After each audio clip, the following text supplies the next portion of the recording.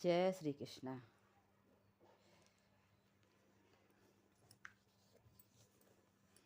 Hello दोस्तों, सभी को जय श्री कृष्णा।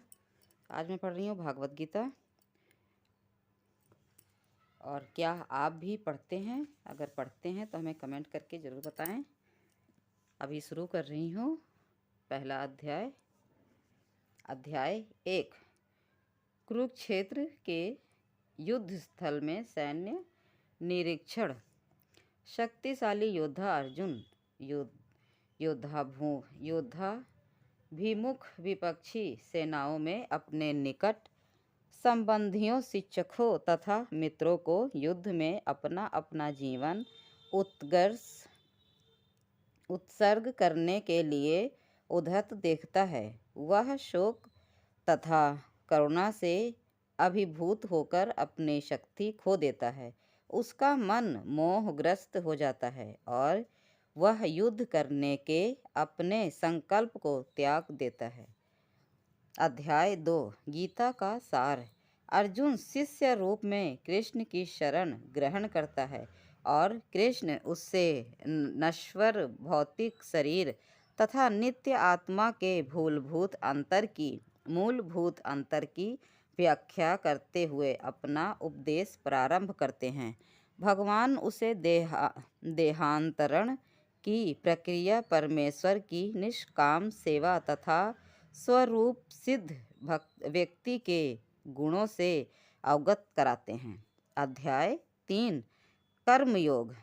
इस भौतिक जगत में हर व्यक्ति को किसी न किसी प्रकार के कर्म में प्रवृत्त होना पड़ता है, किंतु ये ही कर्म उसे इस जगत से बांधते या मुक्त कराते हैं। निष्काम भाव से परमेश्वर की प्रसन्नता के लिए कर्म करने से मनुष्य कर्म के नियम से छूट सकता है और आत्मा तथा परमेश्वर विषयक दिव्य ज्ञान प्राप्त कर सकता है। अध्याय 4। दिव्य ज्ञान। आत्मा, ईश्वर तथा इन दोनों से संबंधित दिव्य ज्ञान शुद्ध करने तथा मोक्ष प्रदान करने वाला है। ऐसा ज्ञान कर्मयोग का फल है। भगवान गीता के प्राचीन इतिहास इस भौतिक जगत में बारंबार अपने अवतरण की महत्व तथा गुरु के पास जाने की आवश्यकता का उपदेश देते हैं। अध्याय 5। कर्मयोग। कृष्ण भावना भक्ति कर्म। ज्ञानी पुरुष दिव्य ज्ञान की अग्नि से शुद्ध होकर आघात सारे कर्म करता है, किंतु अंतर में उन कर्मों के फल का परित्याग करता हुआ शांति, विरक्ति, सहिष्णुता, आध्यात्मिक दृष्टि का तथा आनंद की प्राप्ति करता है। अध्याय 6। ध्यान योग। अष्टांग योग मन तथा इंद्रियों को नियंत्रित करता है और ध्यान को परमात्मा पर केंद्रित करता है। इस विधि की परिणति समाधि में होती है। अध्याय 7। भागवत ज्ञान। भगवान कृष्ण समस्त कारणों के कारण परम सत्य हैं। महात्मागण भक्ति पूर्वक उनकी शरण ग्रहण करते हैं, किंतु अपवित्र जन पूजा के अन्य विषयों की ओर अपने मन को मोह देते हैं। अध्याय 8। भगवत प्राप्ति। भक्ति पूर्वक भगवान कृष्ण का आजीवन स्मरण करते रहने से और विशेषतः मृत्यु के समय ऐसा करने से मनुष्य परम धाम को प्राप्त कर सकता है। अध्याय 9। परम गृह ज्ञान। भगवान श्री कृष्ण परमेश्वर हैं और पूज्य हैं। भक्ति के माध्यम से जीव उनसे साक्षात संबद्ध हैं। शुद्ध भक्ति को जागृत करके मनुष्य कृपा के धाम को वापस जाता है। अध्याय 10 श्री भगवान की ऐश्वर्य बल, सौंदर्य, ऐश्वर्य या उत्कृष्टता प्रदर्शित करने वाली समस्त अद्भुत घटनाएं, चाहे वह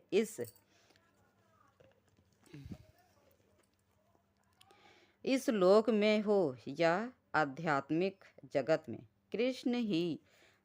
कृष्ण की देवी शक्तियों एवं ऐश्वर्यों की आशंकी अभिव्यक्तियां हैं। समस्त कारणों के कारण स्वरूप तथा सर्वस्वरूप कृष्ण समस्त जीवों के परम पूजनीय हैं।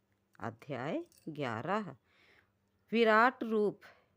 भगवान कृष्ण अर्जुन को दिव्य दृष्टि प्रदान करते हैं और विश्व रूप में अपना अद्भुत असीम रूप प्रकट करते हैं। इस प्रकार वे अपनी दिव्यता स्थापित करते हैं। कृष्ण बतलाते हैं कि उनका सर्व आकर्षण मानव रूप ही ईश्वर का आदि रूप है। मनुष्य शुद्ध भक्ति के द्वारा ही इस रूप का दर्शन कर सकता है।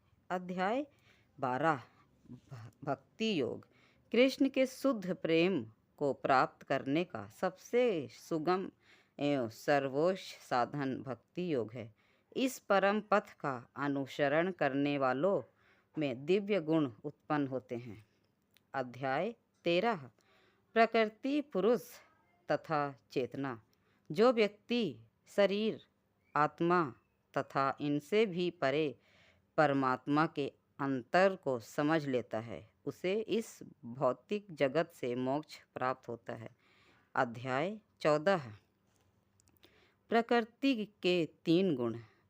सारे देहधारी जीव भौतिक प्रकृति के 3 गुणों के अधीन हैं। ये है सतोगुण, रजोगुण तथा तमोगुण। कृष्ण बतलाते हैं कि ये गुण क्या हैं, ये हम पर किस प्रकार क्रिया करते हैं, कोई इनको कैसे पार कर सकता है और दिव्य पद को प्राप्त व्यक्ति के कौन कौन से लक्षण हैं। अध्याय 15 पुरुषोत्तम योग्य। वैदिक ज्ञान का चरम लक्ष्य अपने आप को भौतिक जगत के पाश से विलग करना तथा कृष्ण को भगवान मानना है। जो कृष्ण के परम स्वरूप को समझ लेता है, वह उनकी शरण ग्रहण करके उनकी भक्ति में लग जाता है।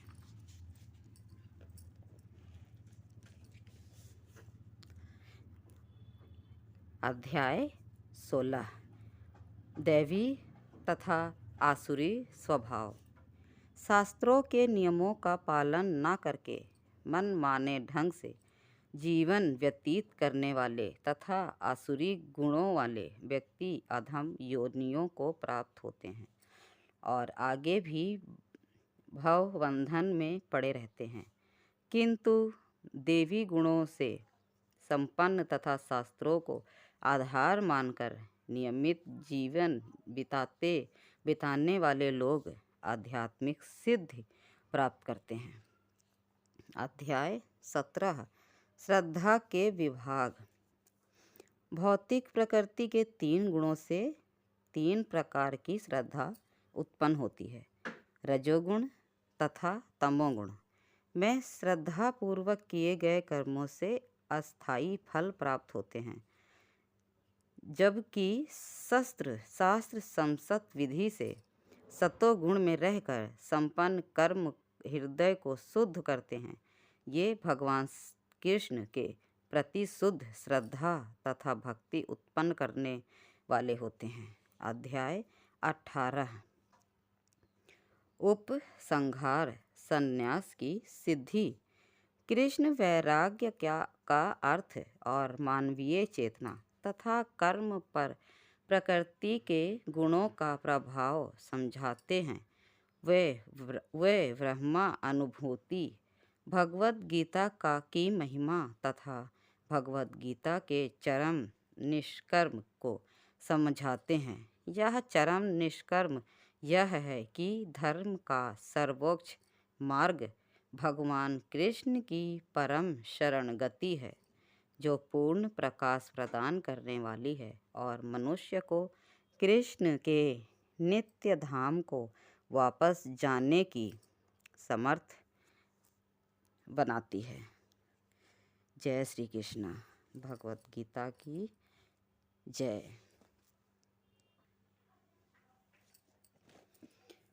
यद्यपि भगवत गीता का व्यापक प्रकाशन और पठन होता रहा है, किंतु मूलतः यह संस्कृत महाकाव्य महाभारत की एक उपकथा के रूप में प्राप्त है। महाभारत में वर्तमान कलयुग तक की घटनाओं का विवरण मिलता है।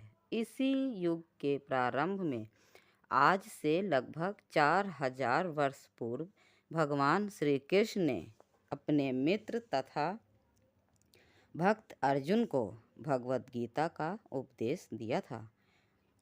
उनकी यह वार्ता जो मानव इतिहास की सबसे महान दार्शनिक तथा धार्मिक वार्ताओं में से एक है, उस महायुद्ध के शुभारंभ के पूर्व हुई, जो धृतराष्ट्र के 100 पुत्रों तथा उनके चचेरे भाई पांडवों के मध्य होने वाला भारतघातक संघर्ष था।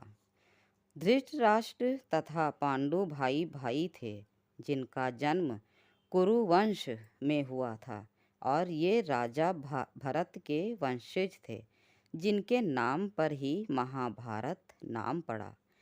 चूंकि बड़ा भाई धृतराष्ट्र जन्म से अंधा था, अतएव राज सिंहासन उसे ना मिलकर उसके छोटे भाई पांडु को मिला।